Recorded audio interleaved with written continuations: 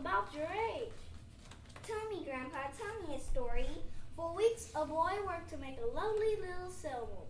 Carefully, he carved a boat out of balls of wood, formed the bow, the stern, the hull, and the rudder. Then he searched through scraps of material until he found the perfect fabric to make the sail.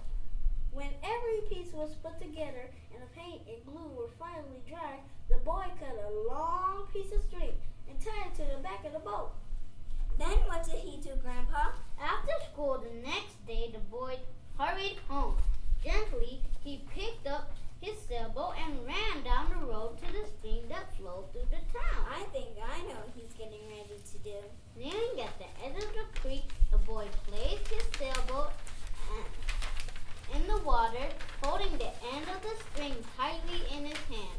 He pushed the boat out toward the middle of the stream. The boat floated out, away from the bank, away from the boy.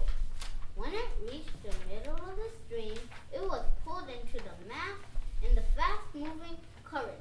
The boy watched with joy as the boat sailed over rocks and past the roots of trees. Wow, I'm sure that was fun.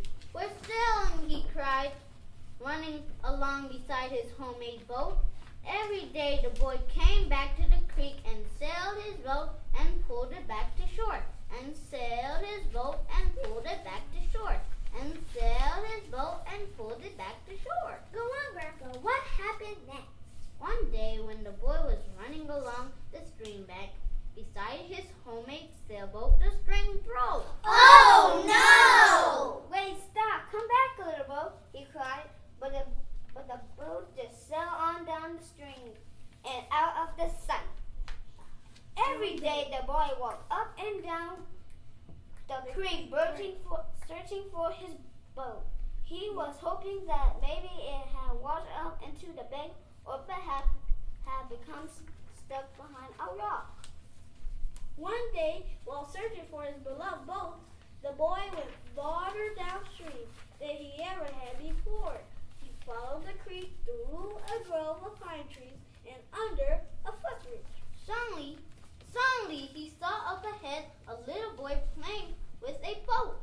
When he got closer, he saw that it was his own homemade boat.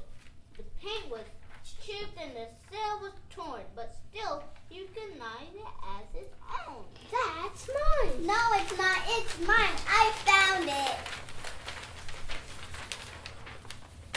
Joanna, no, it's mine. I made it, but I lost it. Now give it back. Finders, keepers, losers, weepers. I'll trade you for it. Well, what do you have? The boy reached in his pockets and pulled out everything he had. Not fair!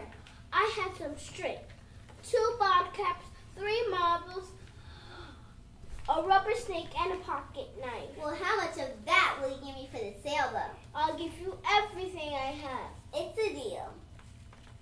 The other boy, dropping the sailboat, reached for the string, the bottle caps, the marbles, the rubber snake, and the pocket knife. The little boy picked up his sailboat and walked back upstream, under the footbridge, through the grove of pine trees, and back to the place where he had first launched his sailboat.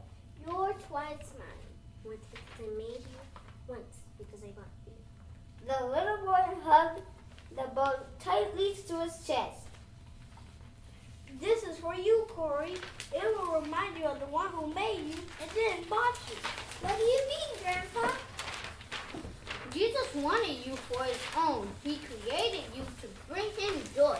And then he paid for you, not with marbles and bottle caps and a pocket knife, but with something far more precious. He gave everything he had. He paid for you with his life. Thank you, Grandpa. That's the best story ever. Yes, it is, Corey.